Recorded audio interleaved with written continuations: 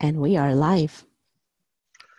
Good morning, everybody. Welcome to the Friday Mortgage Coach Mastermind Call. Every Friday, we're here to connect as a community of like-minded, like-valued mortgage professionals. The values that we represent are building your personal brand and being an advisor. You know, there's a lot of terms that I use: being a mortgage wizard, be a mortgage planner, be a loan advisor. But it all comes down to if you want your advice to have tangible value for the families and the realtors that you serve, this is the place to come. If you want to build a local personal brand so that you're known for that advice and you're known for the value that you bring, this is the place. So I am going solo today. Todd Bookspan is on a plane somewhere on his way to Portland, Oregon. So Todd, if you're watching the recording, what's up? Jen and Michelle both have different things that they're doing. I think Michelle is doing jury duty or something like that. And I think Jen is on a stage speaking somewhere or coaching someone. So I am going solo. I did make a post this morning saying what questions and topics would you like me to cover today. So I've got the deck started with 4 topics, and I might have some guests coming in. I've got Larry B-Tag, who I invited. I forgot to tell you about that, Marcy. If you could send Larry B-Tag an invite and maybe reach out to him, make sure that he can get on today's call as a panelist. Did you catch that, Marcy? I did. Okay, so hopefully I'll see Larry on here pretty soon. He is going to help with the topic that came up around low cost to no cost lead gen. Before he gets here, I'm going to share takeaways from Simple Nexus event, because that was something that I had a question about. So Simple Nexus is a leader in the digital mortgage space. They have an app that a lot of large companies, 200-ish large companies use as their mortgage app. So they're a player behind innovative lenders. And when it comes to a family, whether it's on a desktop or on a mobile phone, filling out a mortgage in the most efficient and automated way, they're a leader in that. And they've done an integration with Mortgage Coach. They had a user event in Utah at Snowbird. It was Sunday, Monday, and Tuesday. So I've been in Snowbird, Utah since Sunday afternoon. So takeaways. So my first takeaway is just a reminder at how awesome mastermind events are. Whenever you get like-minded, like-valued leaders face-to-face, knee-to-knee, spending time together, it's awesome. While there was absolutely great content on stage at this event, there was just amazing conversations that took place between sessions. And they did a really nice job, because they gave us, 30 minutes, it breaks. Like lots of times you go to events, there's like a 10-minute break. They had 30-minute breaks between sessions. So it was a great chance to mastermind. Plus, you had dinner with people that are amazing. Some of them were great lifelong personal friends. Some of them were new business friends, but I just had some magical time. So number one takeaway, masterminding. And my push to everybody on this call, that means come to our calls, participate, and just look for ways to mastermind, whether it's with your peers in your own local market. I highly recommend that if you don't meet up with other Mortgage Coach loan officers quarterly, you should, in the market that you are in, the city that you're in, meet for coffee, meet for lunch, share ideas, things that you want to get better at. I mean, I'm Mr. Mortgage Coach, so that's my idea. Get better at being a mortgage coach in your local community, but get better at prospecting. And, I did that call with Mark. I don't know if it was last week or the week before. We talked about masterminding and having mastermind events with realtors. If you are not having mastermind events with realtors, you're just blowing it. So that was number one takeaway. Number two takeaway was just how much, I didn't realize how much confusion there was around the best practices for a loan officer in a mortgage company to give a digital mortgage experience to a borrower. there just doesn't seem to be like well-defined best practices on how to train loan officers to do that and how loan officers should actually do it. So I did invite a loan officer. I don't know if Katie's going to be able to join us. Marcy, if you could keep an eye out for Katie. I did invite her because I do want to talk about scripting on how to get a family to download your mobile app. So could you keep an eye out and let me know if she jumps on the call? Sure can. Okay. So again, takeaway, just lots of opportunity to lead, to create best practices, to create scripts. I am going to be creating some scripts for Scriptapalooza that talk about that. Like there is a modern way to, talk to a family about how to fill out your app and make sure that you're just not pushing your digital, like, hey, the way to do business with me is download an app and do blank. That's an idea. That's a strategy. I do think Jeremy Forcier on this Tuesday's interview with Dan Keller, I didn't hear the first 30, 40 minutes, but I jumped in afterwards. And in the last, 10 minutes of that call, Jeremy riffed an awesome script. But my takeaway is just that there's confusion. So if you're a leader or a manager or a branch manager on this call, I urge you to provide some checklist of best practices to your loan officers that you serve. And if you're a loan officer, I recommend that you have some well-documented, well-defined best practices on how do we get families to do business with us through whatever our digital platform is. If you've got the Simple Nexus app, it's a Simple Nexus app. If you have Blend, there's just an array of leaders out there that are delivering a digital mortgage experience. And I was surprised at the lack of consistent best practices. So, of course, I am going to make that a topic today, and I am going to help solve for that problem and provide a mortgage coach best practice. Probably won't all happen on today's call, but it will happen. So, by the way, it does look like Katie Couture has joined us. And Katie said, I'm on, please no video. Hey, if you could do me a favor, Marcy, if you could unmute or promote Katie to panelists, and then we'll let her decide whether she shows her video or not. All right, give me a second, everybody. I'm gonna try to make, here's Katie Pastor. Oh, I don't have permissions to promote people, by the way. Hey, Katie. By the way, Marcy, can you hear me? I can. Good. Could you promote Katie to a panelist? All right, Katie Couture, what's up? Or Pastor, sorry about that. What's up, Katie? You're on mute, by the way. You got to take it off mute. I'll tell you when I hear you. Good morning. Good morning. How are you? I'm doing well, thanks. How are you? Good. So it looks like you put on the video. We appreciate that. No. I don't want to. I need to get that video off. Hey, first of all, you look great, and this is the real deal. And if you don't want the video, you control the video. I don't. So just heads up on that. Okay, so right. Just since we're already on, you see what it looks like. I had a morning of working out and doing some other things. So this is what you're going to get this morning. So hello, everyone. Hey, this is the real world. And I think that always, that's always best, extreme authenticity. So there are no eyelashes. There's nothing this morning. So yeah, right. So thanks for having me on, Dave. Yeah, well, thanks for being here. So let's go ahead and cover this topic right now. And the topic, did you hear my opening and my takeaway from Simple Nexus? Okay, so I don't need to repeat any of that. So why don't we just riff real quick on what are your best practices? Because I did an interview with you on this, but just share some of the things that you think are critical for yourself and share it in a way that would be leadership for our community. Sure.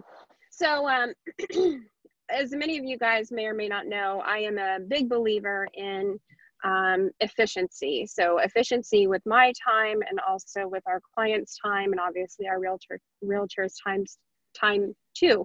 So anything that I can do to be more efficient and simply just make the process easier for everybody, I like to do that. So I do a lot of different, I incorporate different technologies into my business. So my initial conversation with the client, and I do have a team. So the way I structure it is I always have that initial conversation with the client. And in that initial conversation, I'm finding out as much information as I can about what my client's plans are for, let's call it a purchase.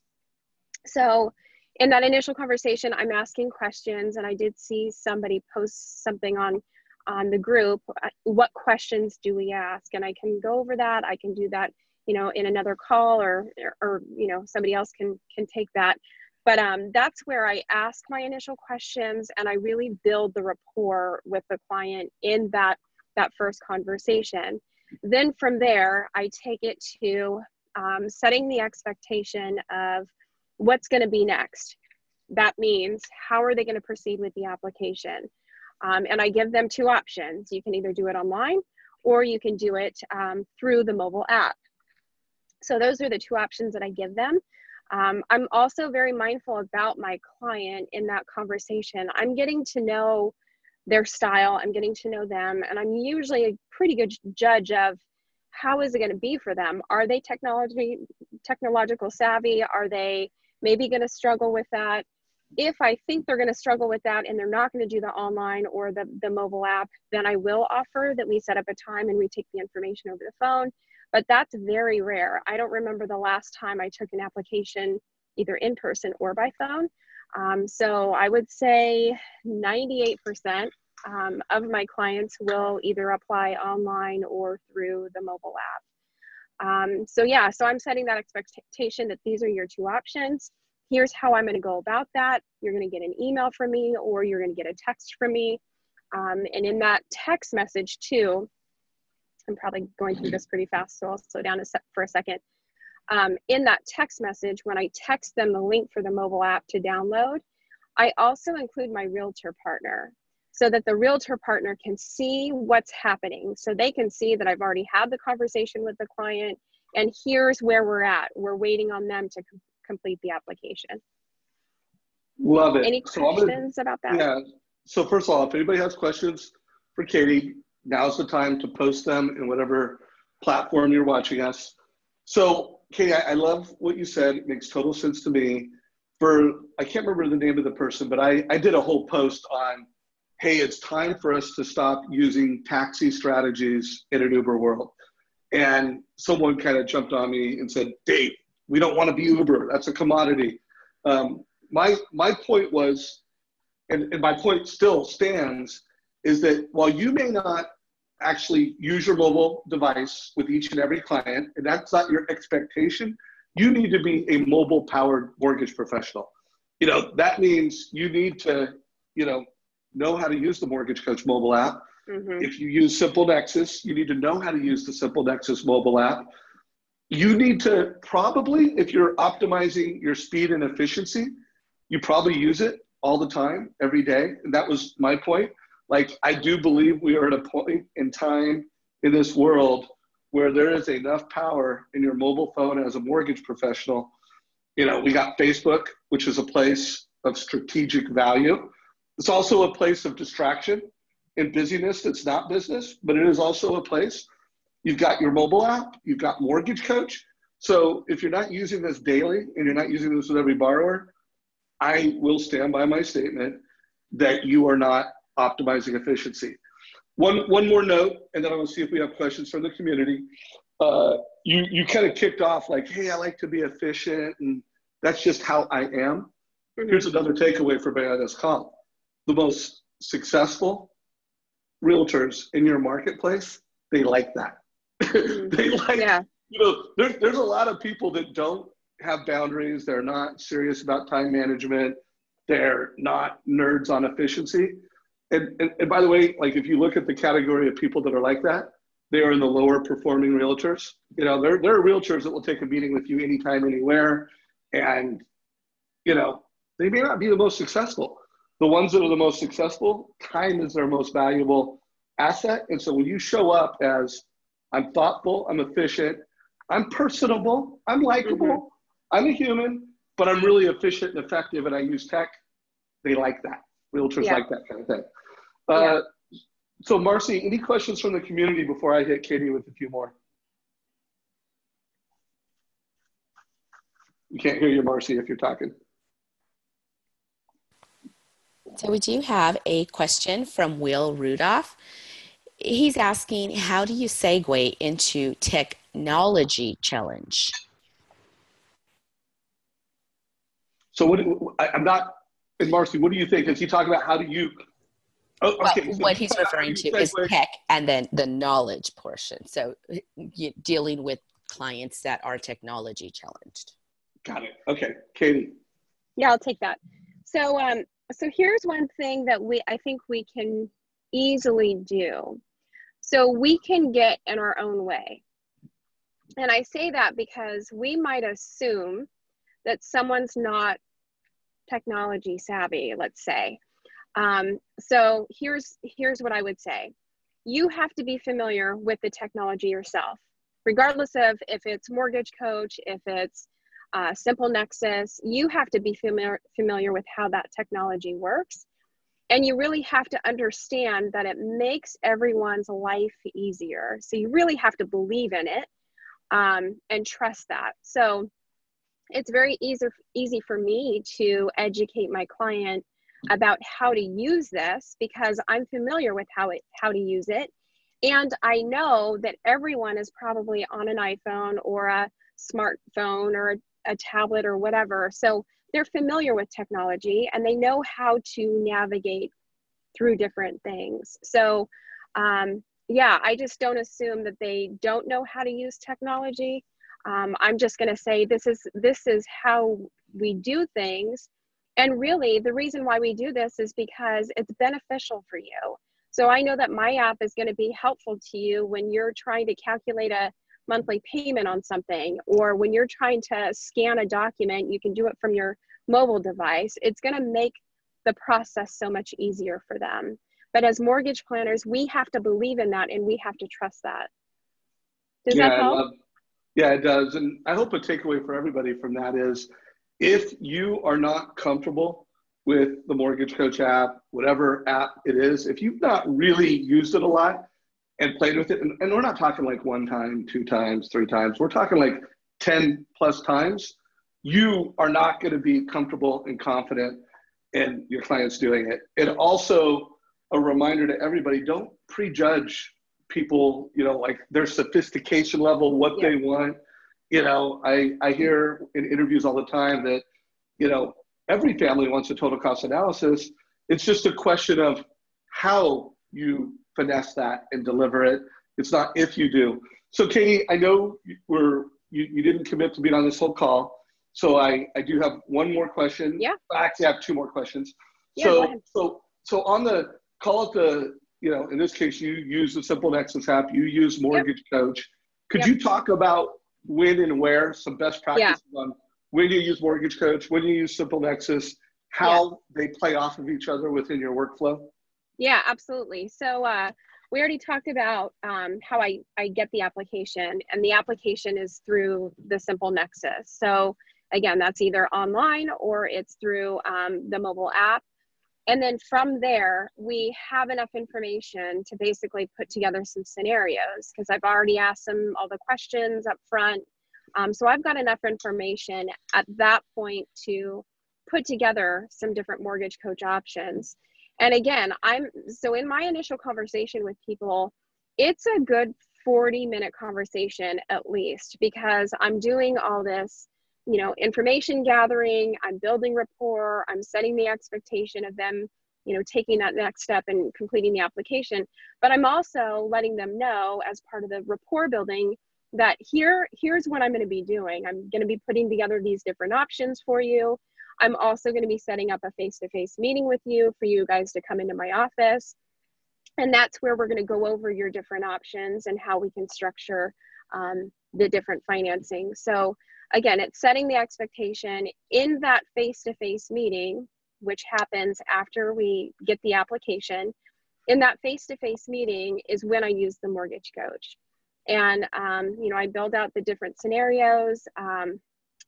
My goal is to do at least 5 a week, at least, and those are with new clients. And then of course, you know, annual reviews and everything else. But in that meeting, we're talking specifics. We're talking cash to close. We're talking different purchase prices, where they want to be payment wise. They love Mortgage Coach. They absolutely love it. It's got all the information. It's easy for them to understand. And it gives me the opportunity to really explain the financing, right? What are closing costs? What is what's included in my total monthly payment? So yeah, that's just kind of how I do business. Is, you know, that face to face, they get the mortgage coach, and then I email them after our face to face. I email them a link so that they have access to it. Love it, love it. So Emmett, it was Emmett Dempsey who challenged me on my personal Facebook page. And Emmett, by the way, love you. I love the value you bring to our community. I even love getting challenged in a respectful way, the way you did it. So, you know, my message is, every family and every time you serve a family, you should be a more mobile pro. But to Katie's point, and I like her scripting, now she leads, you can tell, very heavily around this, you know, mobile or online, how do you want it? So it's this leadership, 2 options, A and B. When I interviewed Jeremy Forcier on Tuesday's call in the last 10 minutes, he takes more of, hey, you can do it on your phone, your desktop, or if you want, we'll schedule a time and take it. So he literally opens with all 3 options. I'll leave that to each and every person. That's a personal choice. Mm-hmm. And I would say, even if you're a tech nerd and you sense in your discovery that they're not, I personally would always, you know, just try to guess what the family wants and push hard on that. But I think that's common sense for everybody. Yeah. So first of all, well, let's see if you have any more questions. And I have one last question for you. Any more questions, Marcy, for Katie from the community? Yes, we have Ben Salopek, who is asking, is a face-to-face necessary if you build a great rapport over the phone? Wow, that's a great call. We could ask, I think we would ask different people and get different answers, but I can't wait to hear what Katie says about that. Yeah, so yeah, it's a really great question. And like you said, Dave, I think everyone's going to have a different answer. For me, I'm big on face-to-face. I'm big on face-to-face because I'm a relationship person. And I think most of us as mortgage planners are, but it gives me another opportunity to build that relationship. So to answer your question, is it necessary? No, you can do a really good job at, you know, over the phone and other ways. But I just think that you take yourself to a different level, and you even take that relationship to a different level when you can actually put a name with a face. They're going to recognize me in the community when they see me. So yeah, that's just my style. Is I want everyone face to face as not as often as I can, but really at some point in the beginning of the transaction, again, just to build that rapport. So for everybody listening to this, I'm going to put a link down below to my last interview with Katie, where we talked about the modern pre-approval, because it was a full interview. Katie, for anybody that's listening, I just want to make sure they know what kind of production you're doing. You know, how many loans are you closing last year and on average per month, just so they can get a feel for that? Yeah, so last year I did over 100 transactions. This year my goal is to serve 165 families, and hopefully I'm on track. I'm having, a good year so far. Yeah, my volume actually last year was a little bit higher than the previous year, probably just because sales prices were a little bit higher. So yeah, and I think that adopting technology and adopting different systems into our business can always be a little scary. I've definitely taken every single year, I take time to really educate myself on the things that are available to us. And again, how I can be more efficient with my time and everybody's time, and how can I really make this a good experience for people? That's my biggest thing, is what's the experience for the client going to be? Because that experience is going to pay off for myself and for the realtor partner.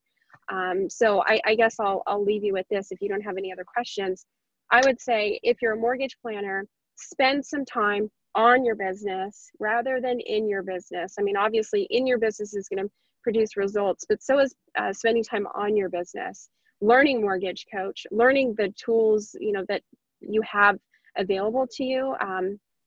Just get familiar with them so that you can do that level of production that you want to do.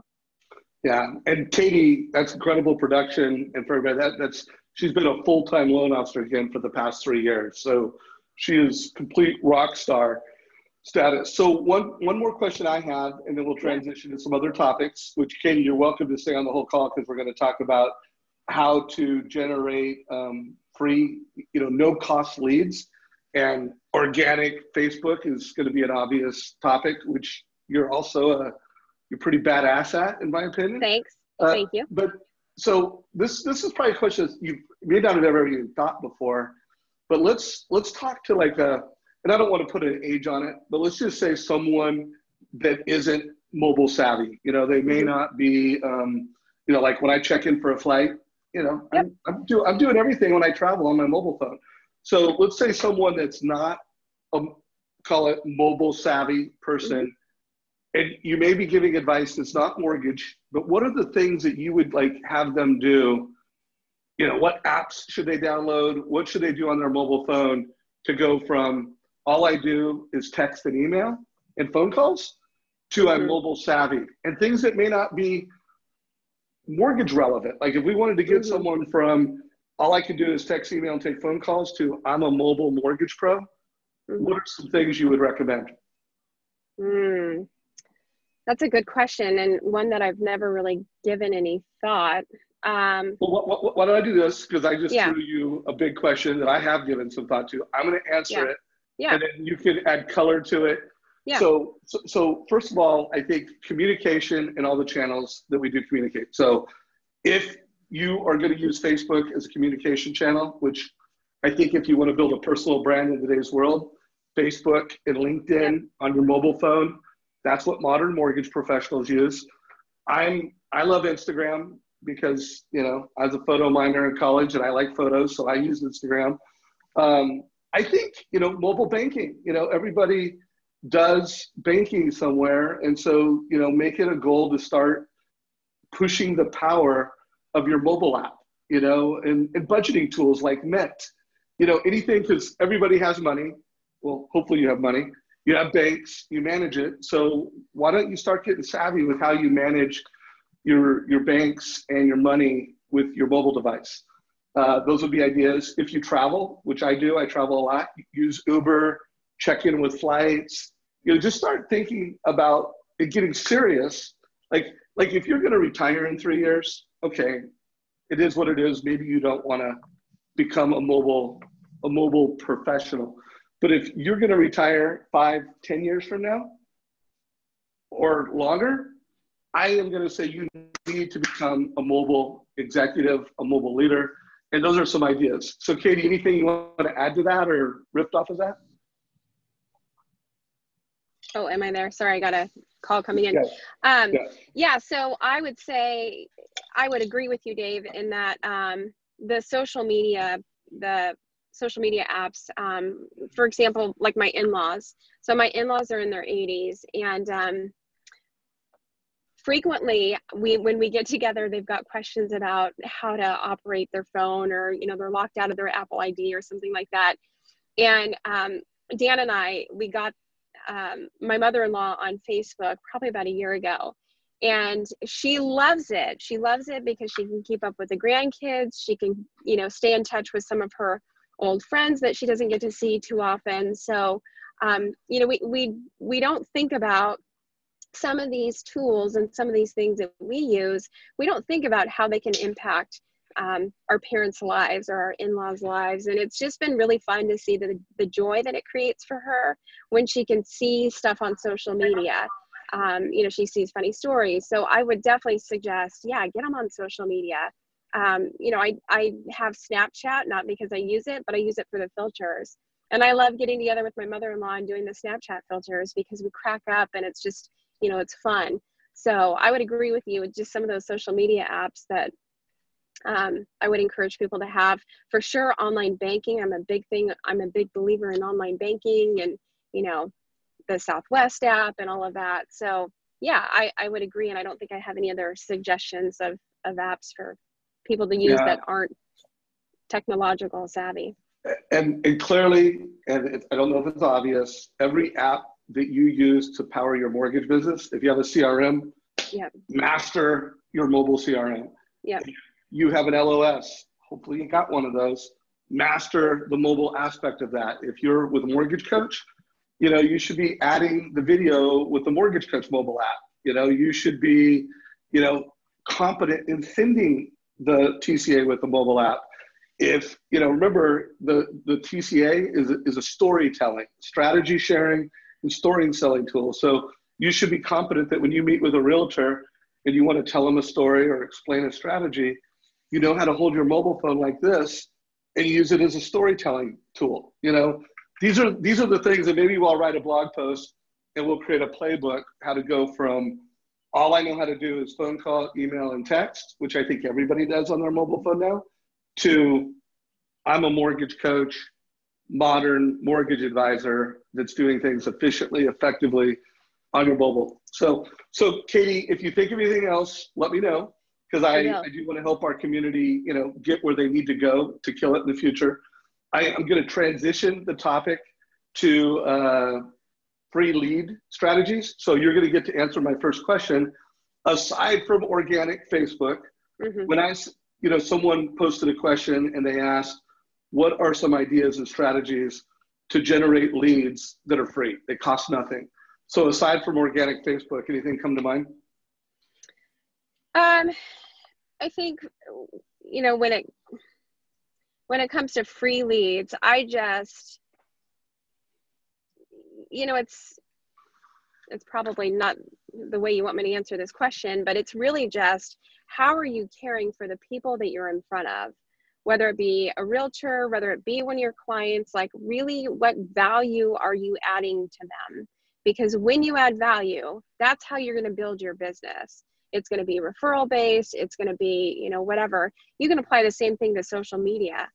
What information are you giving people of value? Don't sell yourself. Don't tell the community that you're a loan officer, but what information, this is interesting, but what information are you giving out to social media that they can use and that will tell them that you're, you know, in the industry? And this actually happened to me this week. I got a call from an acquaintance. So she's a friend of mine on Facebook, and she reached out to me and she says, you do a really good job at not selling yourself. She said, I have a lot of friends that are in the industry that are loan officers, but you had posted something about not needing 20% down and something about mortgage insurance. And she said, that's why I reached out to you. And you're not plastering social media with, this is what I do, call me. So, you know, you can certainly, just like I said, just by putting knowledge out there and stuff that you think is relevant for people, that's how you can build your business without, like I said, selling yourself as a loan officer. Well, I'm going to riff on some free ideas in a minute here. I want to ask you one more question on this, because we have you. When you do put a right hook, because, you know, you're familiar with Gary Vee, jab, jab, jab. Yep. Right hook. And you do a great job of just doing, you know, you're a mortgage professional that, you know, loves your local community. You love doing great things. And I like follow you on Facebook. You're a cool human being that's doing great stuff. But every once in a while you throw a jab, you know, that is business related. So walk us through when you do throw the jab that is a business generator. What are some of the things you think about? And if there is a jab that you threw that was more effective than others and you're willing to share it, you know, we would love some leadership there. Yeah. So it's really just, again, education, right? Giving people the information that they may not think about. So things that we know, you don't need 20% to to buy a house and you don't need a FICO credit score of 700. You put information out there like that, and it gets people thinking, oh, I don't need 20% down, because how many people think that? How many people know that down payment assistance is available? And if you don't do down payment assistance, you're missing out. I have some loan officers in my local market that told me 2 years ago, I don't do down payment assistance because I don't get paid on them. Those are the best relationships that you can establish, is helping them get into their first house, and they will be your clients forever. So, so it's putting that information out there that these programs are available. And once they see, or once they learn something that they didn't know, you're going to be that person for them. So it's really just thinking about, what do I know that the community needs to know, or what do they think they know where I can help clarify. Love it. So guys, I am sharing a couple recent interviews. One with Larry Tag on, I think he gave 10 ideas to, generate more organic leads. He makes $120,000 a year in commissions from what he does on organic Facebook. And I interviewed him on, like, hey, okay, you make all this money. It was 2 realtor relationships that he credited to Facebook. I think it was like 63 loans that he had as the lead source. So wow. I put a link to that. And then I also interviewed Julian Hiberon, the founder of The Basis Point, which I'm a big fan of. Julian, he was a mortgage coach back in the day when he was an originator. He was the chief marketing officer for RPM Lend US, and he was the SVP of communications for Loan Depot. Super smart dude. Anyways, I interviewed him yesterday, and he gave 3 killer insights that would help you create better Facebook posts. So I put the links to those. Check them out. So Katie, I'm going to let you jump off camera. One Thanks. Last question. Yeah. What is the content like? What are the places that you read to get smarter? And videos that you watch? What are 2 or 3 of your most valuable sources of content and information? Well, your Tuesday interviews, for a good solid 2 years, I watched them every single Tuesday, and I find myself even going back and watching some of the same interviews. So that's, I can't tell you, Dave, and I've said this before, I can't tell you how much I appreciate that. We encourage new loan officers that join us to do the same thing, because they're just going to learn. So I get material from that. I get material from this community. Every speaker that you have, I get something from. So it's really just surrounding yourself and being involved in the community and taking advantage of the tools that you've given us and the information. I'm also big on, if you've ever heard of Google, try Googling something, and just obviously you want to make sure that the source is accurate, but just type something into Google and you'll get all sorts of stuff, and it gives you some things to think about. Sometimes I'll search, what do home buyers need to know about buying a house? And, that'll give you all sorts of information about what to post on. Another thing is Keeping Current Matters. It used to be Bridge Builders, and I'm not totally sure, what it's called now, but I love that source just to kind of give some data on what's happening in the markets. Barry Habib, there's so many different resources, and the information's out there, like I said, just simply on Google. Love it. And here's the other thing, pro tip for everybody, because I can't believe more people don't use the search features. Like if you're in the Mortgage Coach channel, you can search just our channel, search, if you want to do first time home buyers, lead gen, rent versus own, search our channel, search our Facebook group. But that goes for everything. And like my kids are really good about it. And I have trained myself. So I think I'm pretty good now about using search wherever I'm at. But, Google is the master search, but use search in everything you do. Yeah. So Katie, you've been awesome. Feel free to stay and be a leader on this call as much as you want, but I'm going to take you off the hot box for now. And thanks. You bring in so much value. And my pleasure. So thanks for having me, Dave. Yeah, thank you, Katie. Yeah, thanks. All right, so we're going to keep it rolling. Another question came in from Ben. Ben, I'm going to hit this question really quick because I want to make sure I get to the realtor conversation from, God, my mind's not working, but from Luke.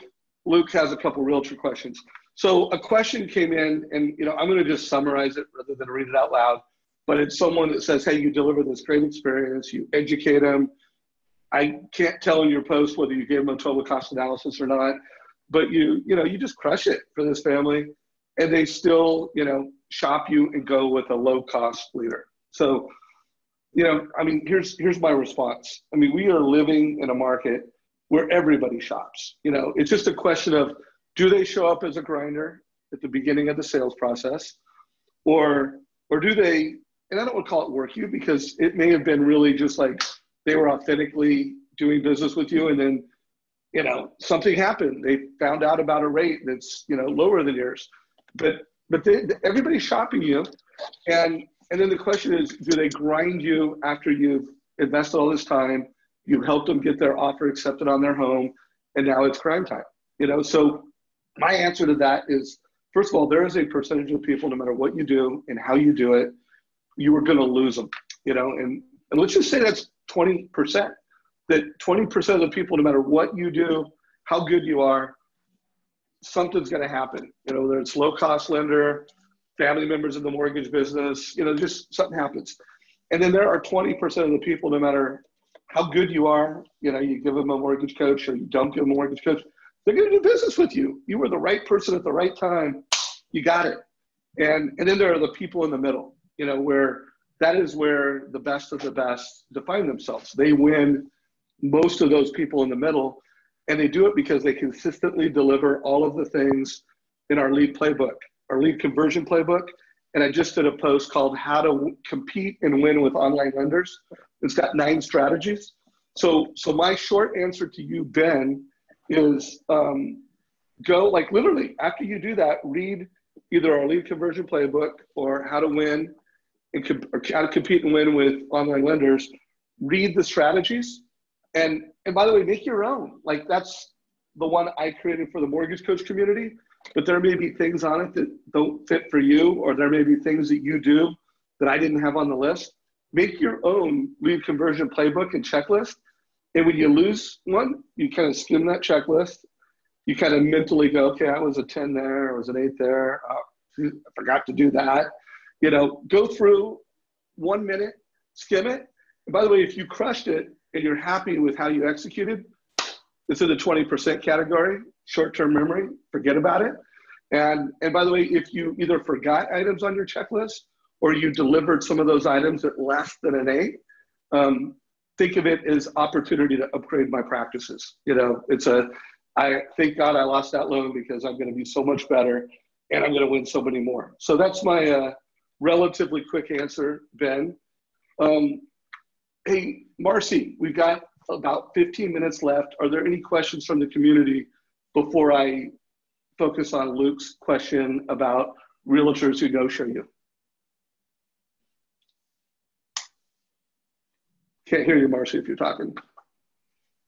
No, and we do have Luke here on the call with us, so I am going to be promoting him. All right, Luke is joining us live. So last 15 minutes here, I'm going to riff live with Luke. Luke, first of all, always appreciate your leadership in our community. You did a video that you posted on our group yesterday. If you could unmute yourself. By the way, Luke, are you driving or are you just sitting in your car? I'm going to pull over right now. Okay, yeah, and when you pull over, we're seeing you sideways, which is kind of cool. Oh, there you go. Okay, perfect. So Luke, let's wrap up with you and I rapid for the next 15 minutes. Why don't you, in a minute or less, kind of paraphrase the question that you posted, and then I'll respond and we'll talk about this. If anybody else wants to ask more questions, feel free. Go ahead. Okay. So basically it's this: when you're sitting there and you've built some rapport with the realtor, they know who you are, and vice versa, and you're sitting there and you're trying to get an appointment, and you get it done, you confirm the appointment, everything is going well, and then the last minute they cancel. Right? Got it. So that's one. okay, well, let's cover that one first. So I personally I did an interview with Jeremy Forcier, and I love his response. So I'm going to paraphrase it, but I'm also going to weave in some of my own takes. So first of all, it's super critical that we just never take it personally. I mean, we are professional salespeople, and what we do and the value we bring is takes up a lot of space in our head. But the people that we sell to, we're a little nugget in their head, and they got a lot of stuff going on that's not us. So when they miss an expectation, when they're rude to us, don't take it personally. And by the way, I'm saying there are some rude realtors, but that's on them. That's not on us. That's not a reflection of us. Now here's what Jeremy said, and I love it. I'm going to put a link down below because him and Dan talked this Tuesday on realtor strategies, and then I interviewed him a few weeks. And first of all, Jeremy, he calls it his guilt strategy. And when you listen to the interview, he's like, I love it when realtors no-show me or cancel on me because now they owe me. And so it's like a celebration. And Jeremy went on to say that literally, 50% of his meetings, he either gets no-showed. So his advice, Luke, is never confirm, because he said, how often when you're confirming realtor meetings are they like, oh, something came up. So Jeremy's playbook is do not confirm your messages, because I am going to do my business in a way that I'm going to assume 50% of the time or more, they're either going to no-show me or they're going to reschedule. So let's assume that. And now let's use that as our advantage. So a couple things Jeremy gives advice on. One, always when you go to meet with a realtor, make sure that you got your laptop with you and you're ready to do business. So you're just assuming that they're not going to come. Make sure you don't get distracted. By the way, Katie, could you put your phone on mute? Thank you, Katie. So assume that, be ready to work. Now, Jeremy, when I did my first interview with him, he said that he does a lot of meetings at Starbucks. He'll get his coffee and he'll put their name on it. And literally he'll take a picture of it and just say, hey, I'm waiting for you. So it's and again, I'm not saying to do that. I thought it was super funny. I think the big takeaway is assume they're not going to show. And now in a classy, non-uncool way, let them know that, hey, I was there. You missed it. When are we going to meet next? And if it's someone that you really want to do business with, never take it personally and stay after them, man. Don't confirm meetings, stay after them. So Luke, any questions on that or any comments? No, I love it. And yeah, you just jarred my memory about those interviews with Jeremy on that. He nailed it. So I'll implement that. Yeah, so I'll put links down below. If you're watching this in our Facebook group, we'll put a link to a couple of Jeremy's realtor strategy interviews. And I want to remind folks, we're going to be doing Scriptapalooza. So I'm going to have 10 plus awesome loan officers that close over 100 loans a year. They're incredibly well scripted. They're all black belts at Mortgage Coach. And we're going to be covering everything. Some of the things will be very on point with Mortgage Coach. What do you say before you deliver a TCA? But most of them are just going to be scripts. What do you say when you cold call a realtor? Luke will make sure one of those questions are, what do you say when a realtor no-shows you? What do you say to old realtor relationships to rekindle those? If there is a script that you in this community would like us to cover, I did a post a couple days ago, yesterday, asking for, what scripts do you want us to cover at Scriptapalooza? It'll be posted at the top of this group until after Scriptapalooza. So comment below in that post, what scripts do you want us to cover? Luke, what else you want to talk about? We got a couple more minutes here. All right. So, I just had a meeting with a realtor at Starbucks, and we also had a home warranty person with us. And it was interesting because the home warranty person said, you know what? She goes, I get a call, 3 calls a month for this, where somebody recently bought their home, did not get a home warranty, but now a couple months go by and they now want to buy the home warranty. And she goes, well, who's your realtor? And they go, I don't know. Right? They don't know. So I'm like, wow. that's like no value. They're not leaving any value with the customer to keep them in top of mind, right? So, right. you know, and a thought, like we were talking with the realtor, and he's like, well, I set them up with a portal. And I'm like, okay, well, that's like 10 years old, right? They got Zillow on their phone. So I says, you need to go deep. And he's like, well, I ask him questions about their house, this and that. So I'm trying to bring value to him by telling him, you need to go relational. You need to go deeper with those conversations, right? So then the people will remember you. They'll open up to you and give you more of their time, more of the invested in them. Kind of like Ben's question, well, how do you keep them? The same thing, you have to go deeper, and you got to connect with them instead of keeping it transactional. So how do I do, you know, part of this is with the realtors, especially a new one agent, you know, if they know who you are, but they already have their 2 or 3 main hitters, how do you break into that? What would be some sort of value disruptor that you can catch their attention with? Yeah, well, I mean, I always, and again, it depends on where you're at with the relationship.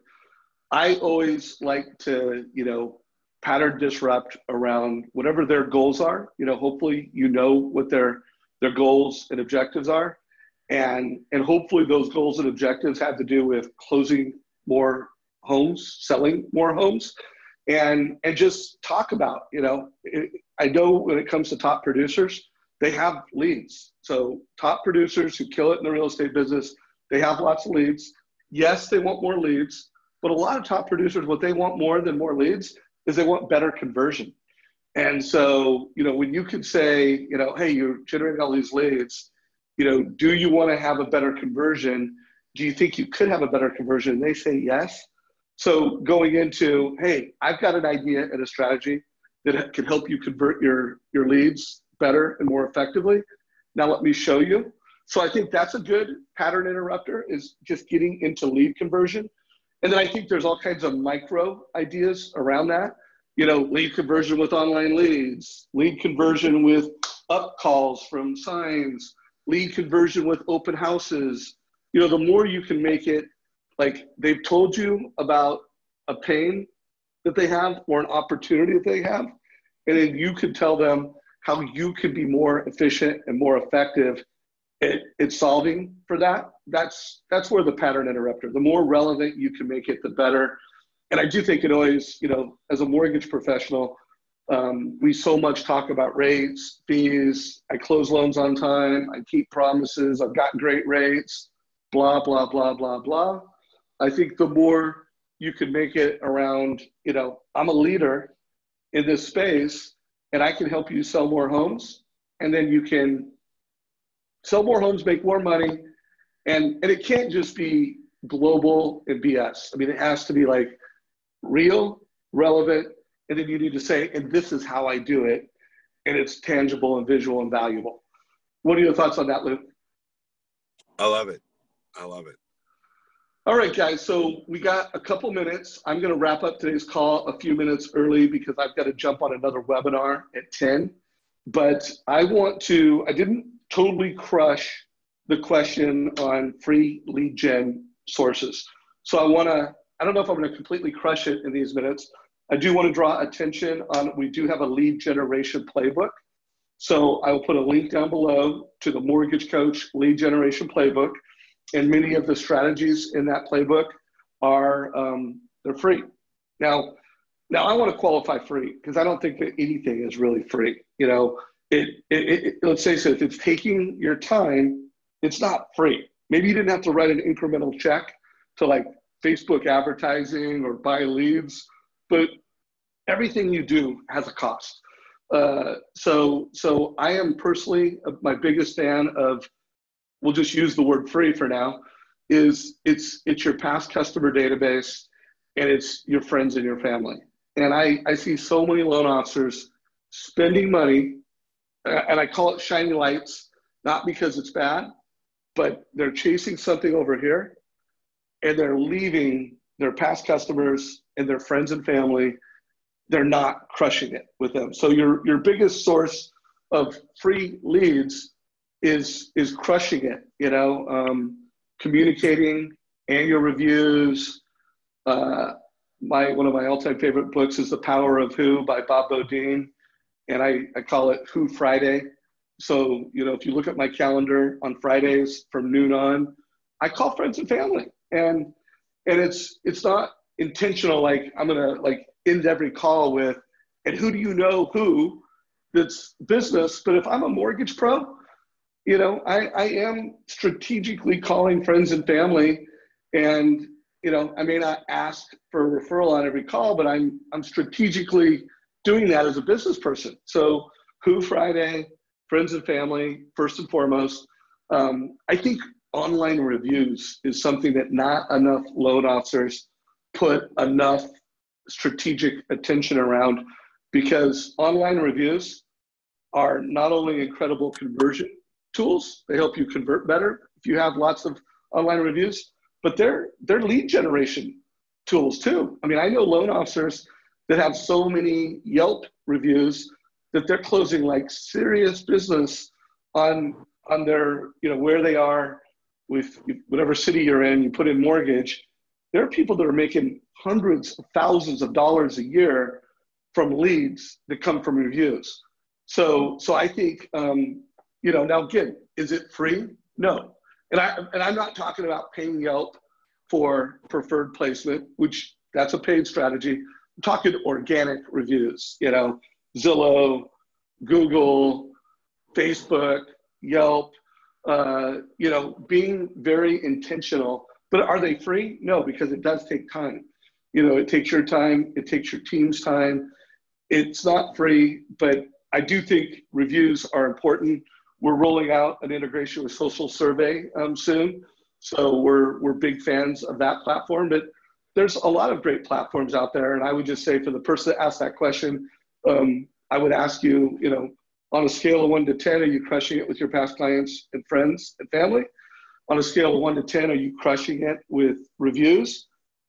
Those are great places to start. So because we don't have a lot of time, I'm going to wrap this up. If you got value from today's call, like it wherever you're watching it. If you're in Facebook, give us a like. If you're in YouTube, give us a like. Share this with your mortgage friends that you think would get value from this. If you are a manager or leader of, I don't care whether it's 1 loan officers, 10 loan officers, or 1,000 loan officers, hopefully you have them tuned in to the Mortgage Coach channel. And when I say Mortgage Coach channel, that's YouTube, that is our Facebook group, and that is my LinkedIn profile. I'm writing articles, regularly in there that are valuable, and hopefully you are using our channel of content to help make you better and to help make your team better. Luke, you're still on camera, so any last questions or comments before we wrap up today's call? I do. When I was at Sales Mastery for Todd Duncan in November, I forgot who it was on stage, but somebody said this: you are a media company first that does loans. And I took that to heart. That was really, it resonated with me. So I actually hired a videographer. So love it. Yeah. So we're going to get video testimonials now, not just written testimonials, but we want the video side. We want to show that empathy. We want to show that personal side, and we're going to throw it up on social media all over. And so that's a big strategy with us, is going video. In fact, I'm meeting with him in a couple hours. We're going to shoot some more. We're going to go do a restaurant review. So one of my buddies' brother-in-law opened a new restaurant. So we're going to review it, and we're going to put it out as hyper local content. And I've noticed that strategy lately has got me a lot of traction. So Luke, I'm so glad you closed on that thought. Couldn't agree more. I think most of you guys know I'm a big fan of American Dream TV. I have referred, over 10, I think they have 30 cities now, and almost 20 of them are mortgage coaches. So that's playing the media game at the highest level. But I love what you're doing, Luke. If anybody does want to know more about American Dream TV, email me, dave@mortgagecoach.com. I, recommend people for Craig. And I love that strategy, Luke. So good luck on your interview. Would you do us a favor when you post it on Facebook, in whatever your personal channel is? Will you push that into our channel and kind of frame it like, here's an example of the interview I did when I was on the interview with Dave? Would you Would you share that with us? Sure, I'd be happy to. All right. All right, guys, give us a like, share with your mortgage friends. Have an awesome weekend. And thanks for tuning into the Mortgage Coach channel. Take care, y'all.